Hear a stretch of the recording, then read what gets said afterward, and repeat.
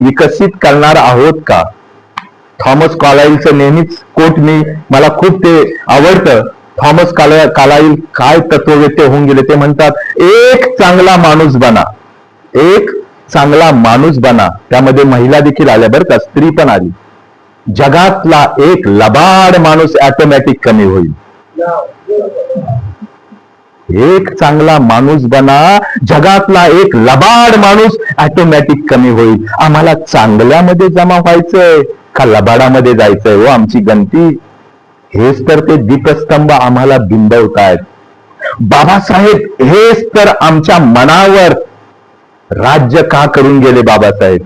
आजही आम्ही बापाचे बाप ज्या महामानवाला आम्ही संबोधतो निर्भीडपणे, आम्ही मुखातून आमच्या उच्चार येतात.